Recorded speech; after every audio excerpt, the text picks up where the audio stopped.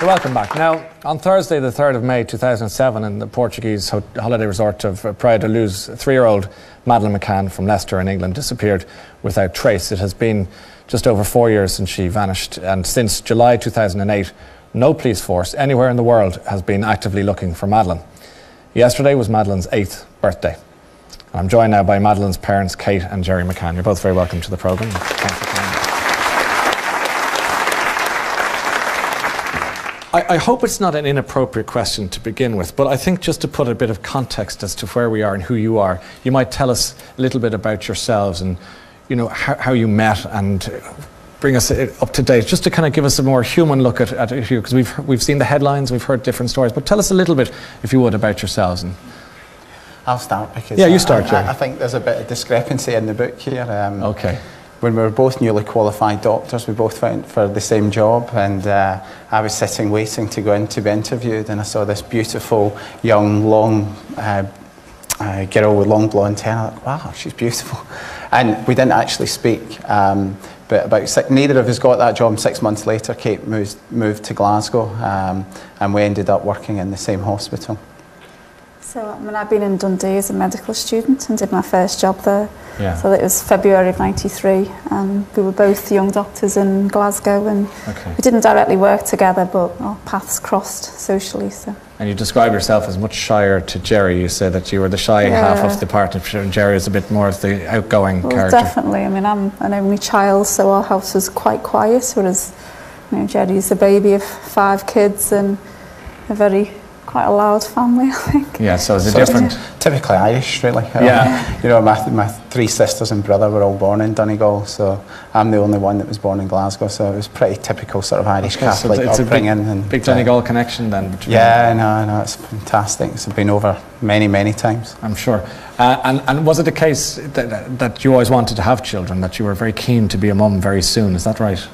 Yeah, I mean, I don't think it's a secret to any of my family or friends really that I always wanted to be a mum, and even in school and stuff I talk about, you know, I was going to have 5 kids, and you know that was like a cert.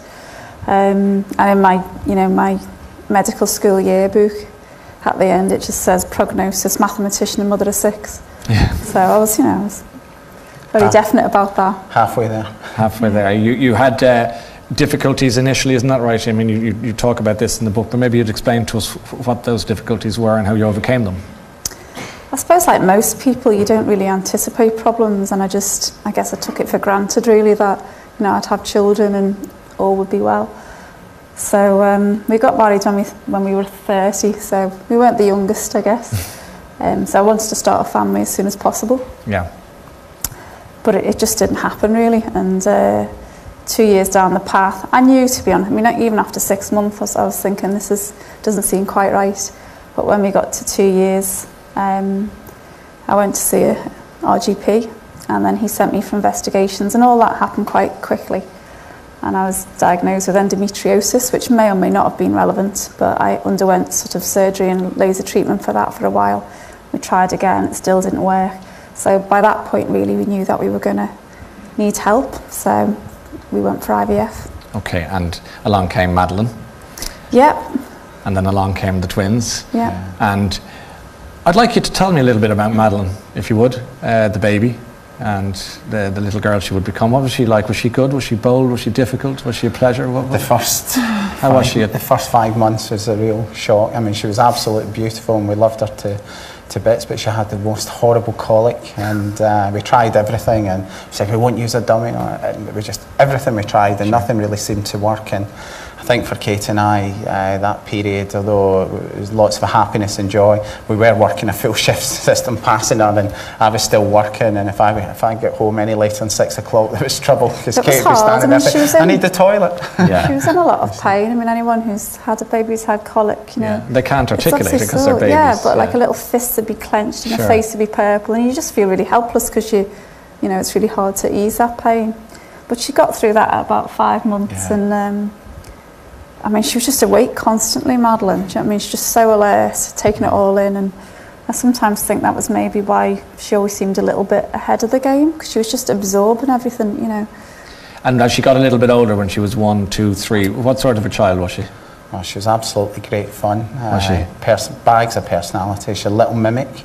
Really? And yeah, she could do accents and things, and she'd love doing role playing and full of energy, like round the garden. It would be chase me, and another thing, my quality time with her was watching sort of Doctor Who, and once the twins went to bed, or Robin Hood, but she was great. She loved all that. You think at that age, you know, it'd be too scary, but she loved Doctor Who. And she was getting really Robin into Hood, music, wasn't Superman. she? You were going to have a little disco for her. Well, yeah, when well, I mean, it's for a fourth birthday, obviously, which we didn't have, but her best friend actually was born on the same day, just by chance. So they were going to have a joint party together, and it was going to be their first disco. Yeah.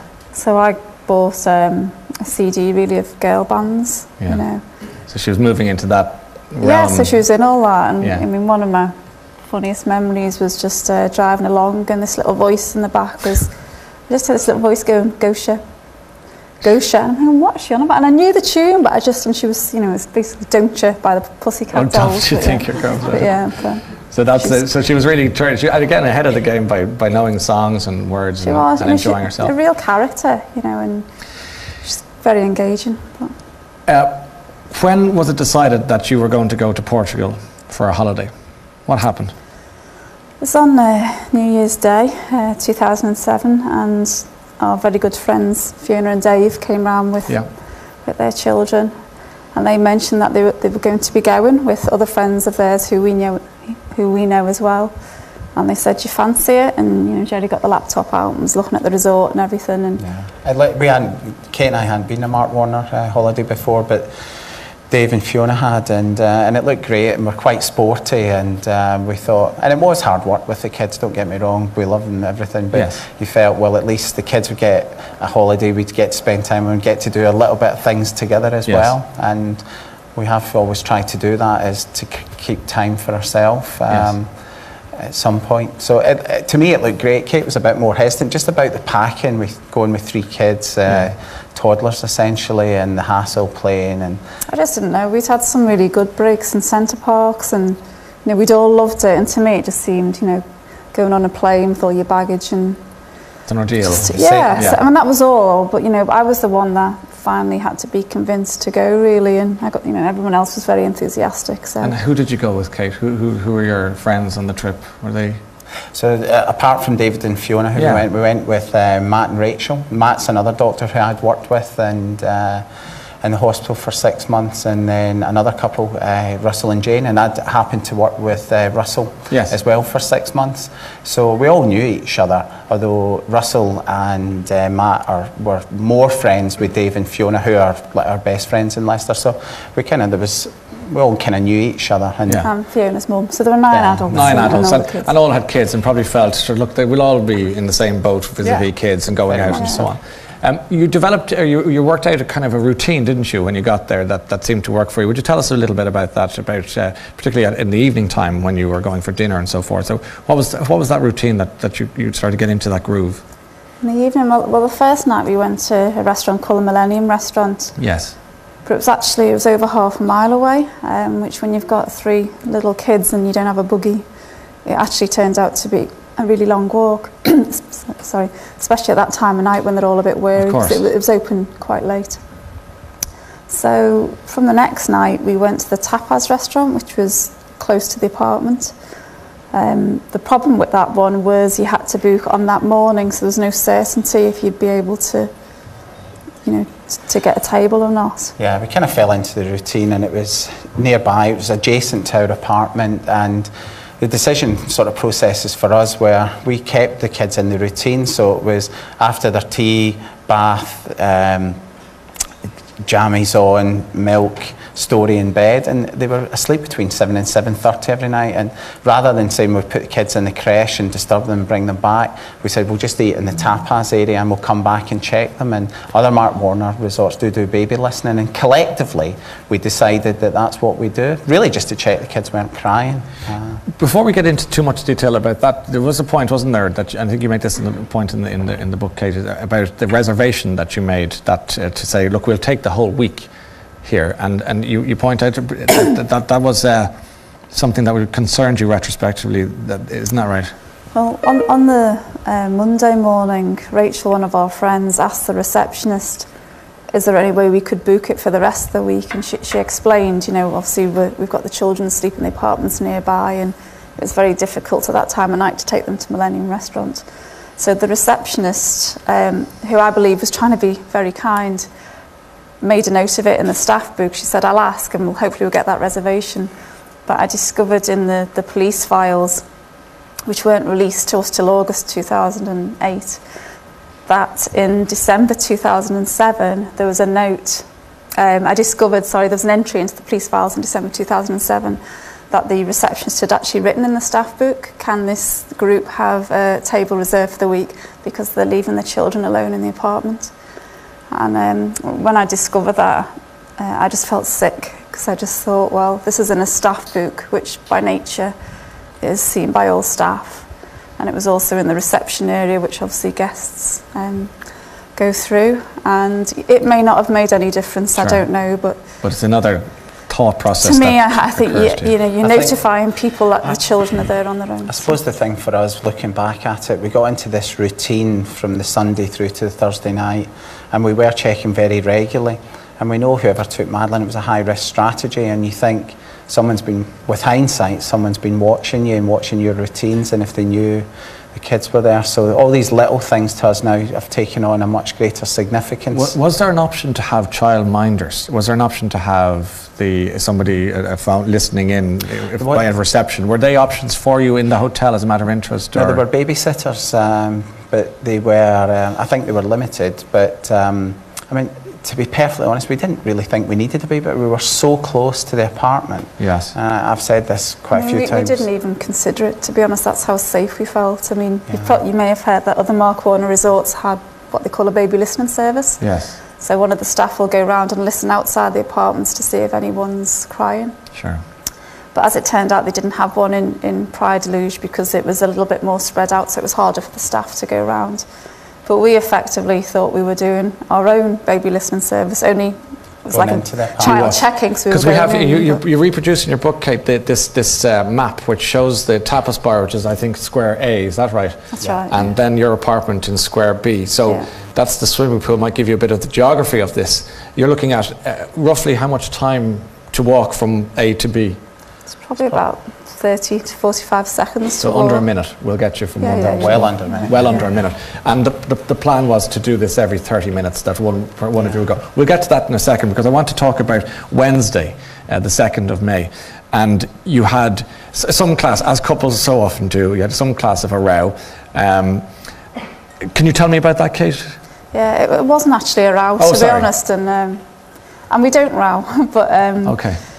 Basically, that was the only night when we weren't back in the apartment for 11 o'clock, and we'd gone into the cover. It was really cold, actually. Every night, you know, I had 5 layers on, actually sitting in the tapas area. Sure. But we went in for a drink in the little covered area. So it was actually 10 to 12 when we left that night. And Jerry was tired, basically, and he just said, right, I'm off, bye. I like getting to bed early, which is late for us. Yeah. What you see is what you get with Jerry, do you know what I mean? He's kind of, so he's not skedaddled. touchy-feely.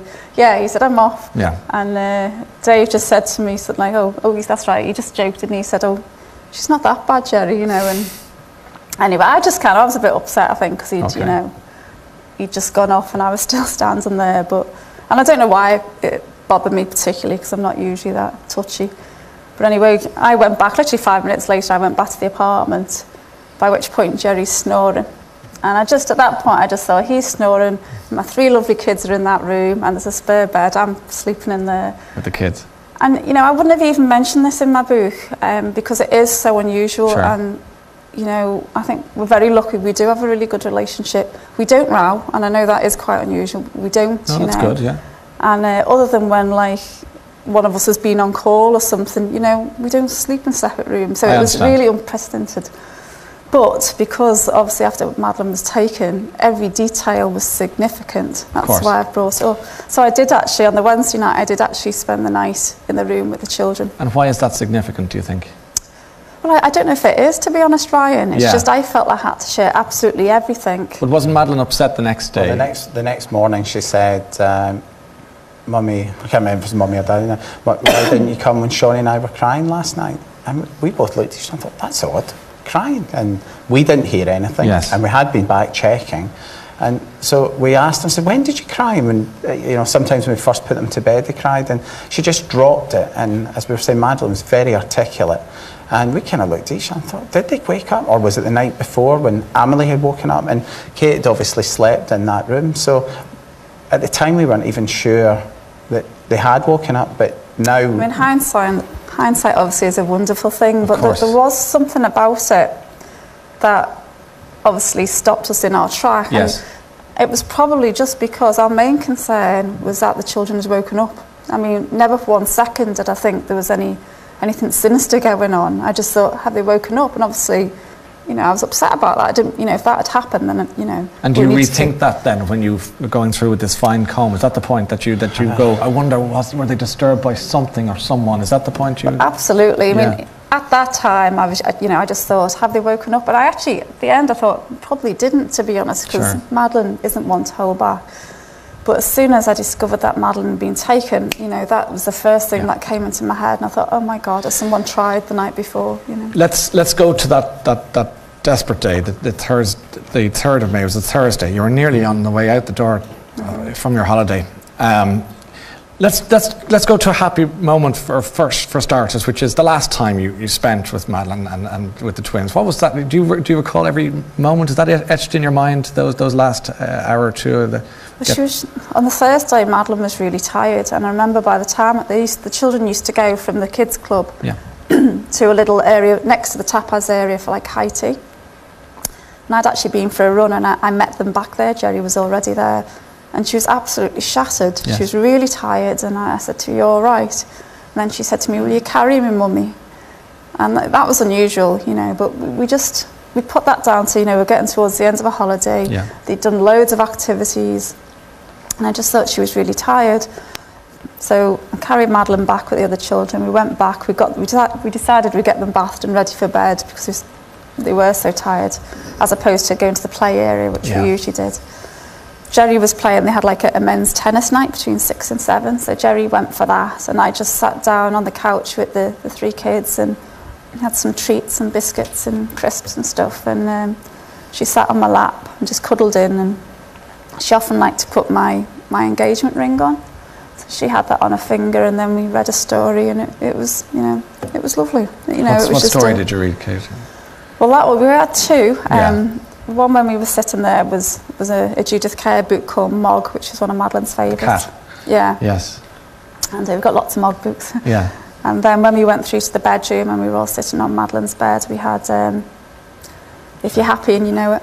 So you were all getting involved in that as any normal family. The thing about it was Madeline was having such a brilliant holiday, and she was the oldest of all the kids and little ringleader, and having so much fun. And remember the photograph that afternoon when I was sitting by the paddling pool with her, and she was just having a ball. That night you kept to your routine, and you went out to the tapas bar and you had your meal. You checked once. You had one of your friends checked the twice because he decided that you said I'll go next time, so that was fine. And I think it was the 3rd time, was the 10 o'clock check, that Kate, you went. It was your turn, and you went back to the apartment. This is where your life changed for all the wrong reasons. What did you find when you went in the door at that time? Well, I went in through the patio doors, and I just stood in this sitting area, and it was all quiet. And then I just looked over towards the bedroom door, and it was open much further than we'd left it, because we usually just have it quite closed over, but so enough light gets in. And at that point I thought, has Matt left it open when he's checked on them? Sorry. So I thought, well, I'll pull the door back over again. And just as I was pulling it to, it just slammed. So like a draft had caught it. So I turned behind me and checked that it wasn't the patio doors, that I hadn't left them open, which I hadn't. So then I went back to open the door again, just so it was open a little bit. And as I opened it, that's when I looked into the room, and it was really dark, but I couldn't quite make Madeline out. And I was looking at the pillow and thinking, is that a head, is it not? And then I realised, actually, oh, she's not there. And I thought, I wonder if she's gone through to our bedroom, and that would explain why the door was open a bit more. So I went through to our bedroom, and she wasn't there. And that is the first point really when the panic just hit. And I went straight back into their bedroom, and just as I did that, there was another gust of wind, and the curtains which were drawn just kind of flew out and flew open. And then I saw that the shutters were all the way up and the window was pushed right across, and I just knew. And I just, I ran to the window, and I have no idea what I thought I was going to find, but ran to the window, and then I just whizzed around the house, the flat for 10, 15 seconds. And again, I knew she'd been taken, but I just thought, just in case she's, I don't know, cowering in a cupboard or something. And then I just flew out the back of the apartment and ran to the table, and I was just screaming, Madeline's gone, someone's taken her. It was just disbelief when I saw Kate, and I was shouting, she can't be gone, she can't be gone. And Kate was distraught and said, she's gone, someone's taken her. And I got to the apartment in seconds running, and I found it as Kate described it, and I did the same things, checked everything, and then I went over to the window and I lowered the shutter, and I went out through the front door, and I found I could lift the shutter up from the outside, and I just knew as well that someone had taken her. There was no way she could have got out of that apartment alone and with the window open like that. And you could open the shutter from outside. Yeah, that must have been a pretty sickening discovery. I think it was already, I think everyone knows the terror you have when you lose a child in a supermarket or something, even for seconds or a minute. Well, that was developing, and then when I did that, the pit in my stomach, and I just felt, and terror, just absolute terror. And we started searching right away, so the boys split up, and me and Dave went one way, Matt and Russell went round the immediate blocks and shouting her name, and when we didn't find her, I asked Matt to go down to 24-hour reception and call the police. We didn't even know the emergency number, we didn't speak Portuguese, and then after half an hour, the police still hadn't turned up, and we were frantic, absolutely frantic, and asked Matt to go back again. And that's the first time at 22:40, even though it was just after 10 we raised the alert, that was the first time the police logged the call. And then it was another 20 minutes till they came. And then all the language barriers and everything, and then they called the judicial police at midnight, and it was about another hour before they arrived. In the meantime, Mark Warner had organised a search around the vicinity, but every second felt like a minute, and every minute was like an hour in the night. All these opportunities lost through, as you say, translation, and then just pure inability. I think by the time the criminal police arrived, it was almost 4 hours since Madeleine had been taken. 4 hours, yeah.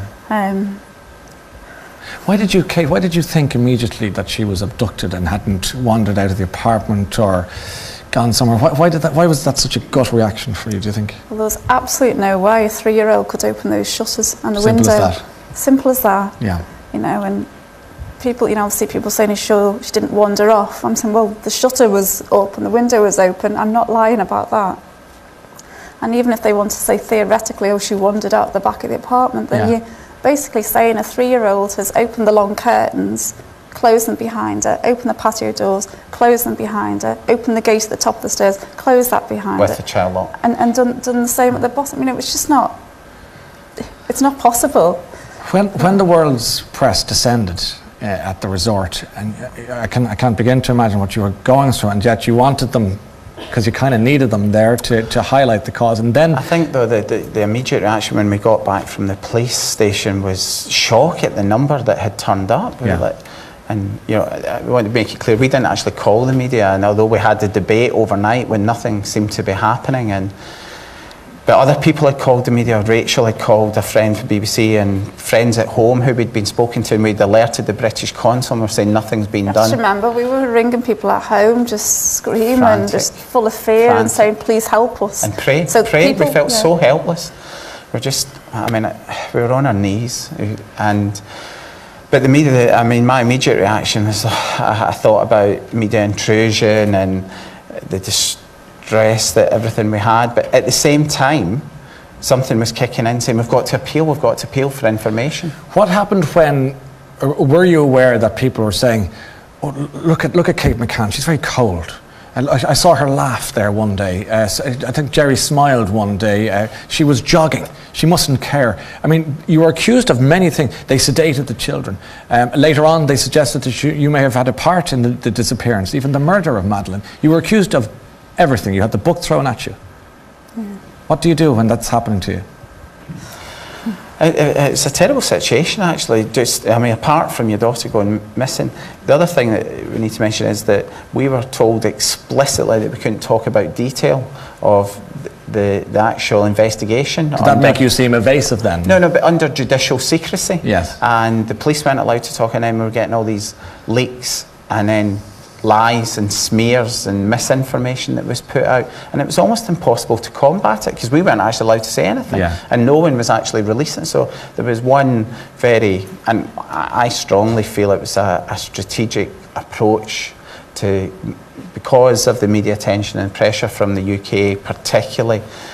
The Portuguese were under a lot of pressure, and after the first day or two they did try hard, but I think that pressure started to make them feel that this had to go away. I think, we know obviously there's been a lot of criticism of the Portuguese police, and obviously I've talked about it in my book. But we got over the first 24, 48 hours when opportunities were missed, like forensics, for example, and roadblocks and blah, blah, blah. And then after that, we did actually feel that we were getting as good a search as we could get in Portugal with the systems that were in place. Yes. And we did have, obviously, assistance from the British police. And we did actually feel that we were developing a relationship with the police, which was unusual because of the judicial secrecy laws.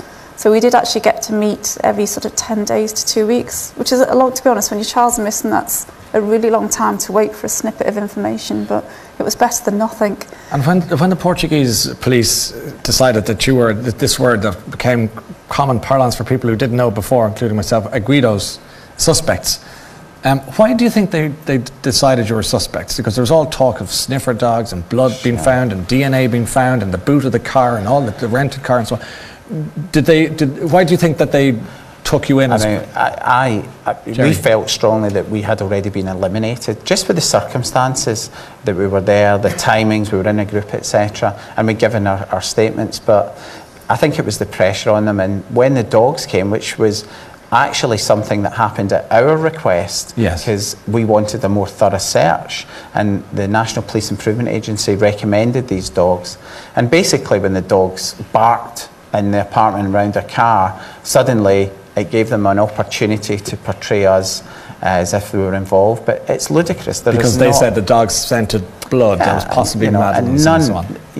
The key thing with these dogs is, if you look at any of the manuals, they say that they should be used as intelligence, and any alert has to be corroborated with the forensics. And of course, none of the forensics came back suggesting anything at all. It was suggested you washed Cuddle Cat, the little toy that Madeline was, clutched, and again you said?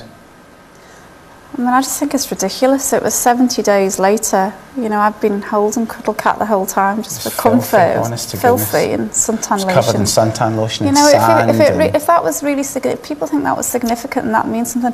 Why wasn't Cuddle Cat taken on the night or the day after and taken off for forensics? I mean, that's 70 days when they could have taken Cuddle Cat. I've got some other questions I want to go to, but there is a section of the audience, and have been saying it, and they've been contacting me on the radio show, and they might say it in the press as well, about they're convinced that you might have something to have done with Madeline's disappearance. What do you say to them tonight? Read the book, I think. Read the book. Because... I mean, everything's in there. I mean, I can try and say to people, I love my children so much, we're just... We've got a lovely family. How are Sean and Emily at the moment? How are they? How old are they now? 6? Is it? 6. And how are they doing? They're great, honestly. They're brilliant. Where's Madeline in their head? What are they saying about her? Well, I mean, they speak about it every day. They know what's happened. They know a man's taken her. They call him the naughty man, and that's their words. But they kind of see the man as a burglar, which I guess he is. And they know that that's wrong. They know that even if you really want something, you shouldn't take it if it doesn't belong to you. And they know that we're working really hard. That's basically my job now, and that there's many people around the world that are helping us. And cases like this attract there's a kind of lunatic fringe. There's people who are they really want to help, but they mightn't be helpful. And they'll say, there's been sightings in Morocco and Spain and Amsterdam and so forth. I think we've seen the best and the worst, actually. Precisely, yeah. Of what happens when you get a call to say, I think I've seen her? Do you have hope, or are you... I mean, we try not to get too excited because there's been lots of sightings, really? and the key thing with the sightings is they come in. If they come in to us, the investigative team grade them, and if they're recent, a lot of them have been historical, and there's not really much more you can do about it. If someone phones you up now and says, in June 2007, I saw Madeleine in Marrakesh, it's not that helpful, but we log them all, and obviously if there's a pattern of sightings, if it's a recent sighting, then our investigator will phone the people up and try to get more information, and obviously we want to verify things if they've got photographs in. It's hard because there's been one or two, I think, where you I kind of almost know it's not Madeleine, but you've still got that little hope, and This picture that has been released recently it would show what we would hope is Madeleine today, having celebrated her birthday this week, and you're happy enough with that representation of her now, are you, Kate? Well, that was done by the National Centre of Missing and Exploited Children in Washington, and that was Madeleine sort of age 6. We actually think it looks older than 6, so she's 8 now. I think the key thing, and quite a lot of people have sent us information of little girls, or 3 or 4, and you've got to remember now, Madeleine's 8, so we're not looking for that. And what the artists say about these pictures are they don't have to be exact likenesses. The key thing is challenging the assumption of what you're looking for. And kids and other people look at other kids in a different way. It's like it doesn't matter how closely the picture resembles the child, so long as it does the job. When you read about these peculiar cases like J.C. Dugard and Natasha Kampuch, who had been considered to be gone forever in many respects and out of the blue, do those cases give you cause for hope or concern, or do you register these things, or do you? I definitely hope, although the circumstances aren't nice, the important thing is in the public consciousness that children can disappear off the radar for years and years and years and be found. And a key thing with the younger children is the younger the child, the more likely they are to be taken to be kept. So, it is important, and people need to be aware, and the public can play a big role in this. Can I ask you a tough question about where you're at in your heads vis-a-vis things like guilt? Does that plague you, or have you moved away from that emotion and sentiment, Kate? I think I've moved on a bit from where I was. There's no doubt that we'll always bitterly regret our decision that night, the way we were leaving the children and checking on them. And in the early weeks, months, even years, to be honest, I used to just persecute myself over it. And, if you could put yourself in your child's place, you'd do it in a second, Is Madeleine alive, Jerry? Well, I think the key thing for us, there's absolutely nothing to suggest that she isn't. And as parents, I don't think any parent could give up their child without having concrete evidence that they weren't alive. So, in our mind, Madeleine's alive and out there and waiting to be found. And Kate, will you see her again? I certainly feel that. I don't feel like this is the end at all. As Jerry just said, there's no evidence. There's been several searches. There's been a search by experts from Britain, and nothing was turned up. These cases of missing children, again, in just incredible situations that you'd never believe, It's just a desperate story, and our thoughts are with you. We can't wish you anything but good luck in your ongoing search. You've written this book. It's not easy for you to come on and talk about this story this evening, I should say, and a lot of people wish you well in this country. I can say that to you. Could we thank everyone in Ireland? The support we've had has been... It's been out of this world, honestly. Absolutely remarkable. I think half our mails come from Ireland, and that's really what's kept us going. It's the support. Kate and Jerry McCanns, ladies and gentlemen.